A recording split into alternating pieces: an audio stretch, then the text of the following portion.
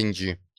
Pô, uma coisa que eu queria muito saber de você, porque é o seguinte, né, pensando agora mais na mulher, assim, né, a gente falou muito, né, de, obviamente, impotência, ejaculação precoce é muito mais masculino, uma queixa masculina, mas é curioso que me parece que a sexualidade da mulher, em alguns níveis, é muito mais complexa que a do homem, assim. Não sei se eu tô certo. Por quê?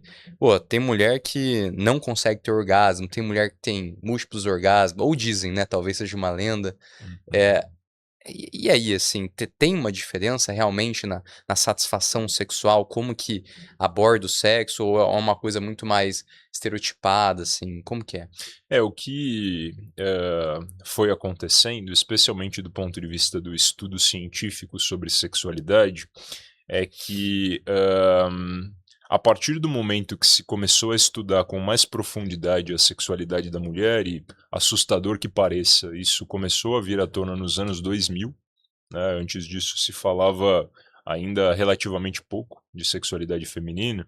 Então, nessa época, né, se começou a desenvolver modelos um pouco mais complexos sobre sexualidade no Hum, geral. hum, Então, a sexualidade feminina acabou por ser esse convite a uma ampliação e uma complexificação do debate sobre sexualidade.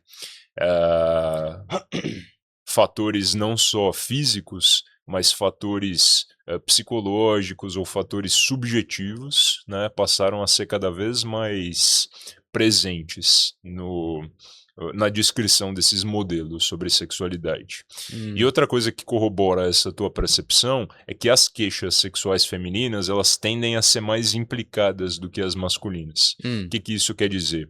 O homem, às vezes, ele chega te falando com mais clareza, né? O que me falta é a ereção, então eu tenho impotência. O que rola comigo é que eu gozo muito rápido. Então ele, às vezes, tem a queixa mais pontual e específica, né? Na mulher, a libido, a sensação de orgasmo, o prazer subjetivo, isso vem ou a presença de dor, né? Isso vem ao mesmo tempo. Hum, Então, tanto pelo estudo histórico da sexualidade feminina, como pelo tipo de queixa clínica que as mulheres costumam apresentar, fica essa perspectiva de que a sexualidade feminina é mais complexa. entendi. É, é igual para o homem e pra mulher ter orgasmo? Igual, complicado. Bom, Pergunta ruim, né? primeiro definir o que é orgasmo, que nem todo mundo sabe. O orgasmo é a sensação de prazer, né? É algo subjetivo. Então, o orgasmo não é um fenômeno físico. No homem, especialmente, a gente tende a confundir porque o orgasmo ele vem junto, na maior parte das vezes, com a ejaculação. Aí sim, um fenômeno físico que é o da liberação do esperma, né? Então, orgasmo é a sensação de prazer. Tá. Por que eu digo isso? Porque no homem essas coisas costumam vir atreladas, mas na mulher não necessariamente. Ou seja, o fenômeno físico ele é menos explícito, né? Até tem, né, a liberação do líquido das glândulas genitais na mulher, mas pode ser algo mais sutil. Então, às vezes existe essa confusão, né? Será que eu tive ou não tive orgasmo? O que é orgasmo? Especialmente o que é o orgasmo na mulher, dado que não é algo que dê para ser palpável, às vezes a pessoa não sabe o que aquilo significa. Então, há uma complexidade a respeito disso, do que é orgasmo, e o orgasmo é orgasmo para cada um, né? Então, tem muita mulher que chega no consultório em dúvida: "Pô, será que eu já tive um orgasmo?", Então, né, e como é que o profissional vai explicar aquilo para ela, porque não é algo muito tangível em palavras, é algo mais sentido. Então, por isso que é uma pergunta complicada esse igual, né, o que é o mais visível é a ejaculação ou esses fenômenos físicos, mas sendo o orgasmo algo altamente subjetivo e individual, é difícil parametrizar.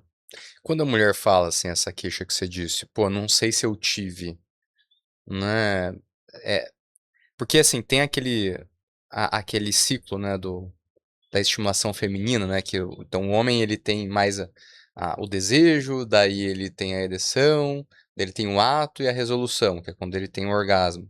Pra mulher é diferente. Esse ciclo, né, ao qual você se refere é aquele que eu falei antes dos anos 2000 se pensava a sexualidade, de maneira mais linear, Hum, né, então tinha essa sequenciazinha de fases. O desejo, que vinha antes, né, que, necessariamente, seguia da excitação, que é esse momento em que o corpo ele vai se preparando para responder sexualmente, então todas as funções fisiológicas, né, é coração, é respiração, é pressão arterial, é própria manifestação genital, né, no homem é ter a ereção, na mulher é ter a lubrificação, aí depois o orgasmo e aquilo vai voltando, né, uhum, para um certo ponto basal, para o ponto zero. Nos anos 2000 é que foi se criando um modelo altamente mais complexo e elaborado do que isso, para começo de conversa, que não era mais uma linha, né, ou uma curva, e sim um círculo. Então a hum. lógica do círculo é que as fases eram mais imbricadas umas nas outras. E um círculo com muito mais componentes, né? Depois, para quem tiver curiosidade de olhar a imagem, é até interessante. E isso tudo suscitado por estudos da sexualidade feminina. Uhum. Não, eu falo isso justamente que às vezes vem mulher no consultório, daí elas têm uma queixa do tipo assim: "Pô, mas eu não tenho nenhuma libido", né. Pô, quando você vai explorar a história do fenômeno, né, de como a mulher se coloca naquela relação com o parceiro, com a parceira, me parece que assim, às vezes não é que é falta de libido, mas me parece que é um negócio que assim, eh falta uma informação do tipo, às vezes ela não precisa começar com o desejo de cara, ela pode começar, enfim, com as preliminares, ela pode começar com uma estimulação mais física, e daí depois vem, né. Isso acontece Isso. muito.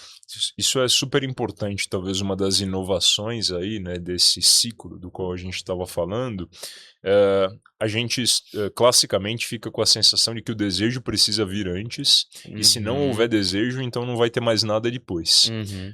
Mas o desejo ele pode vir depois, né, o desejo ele pode ser responsivo, como a gente diz.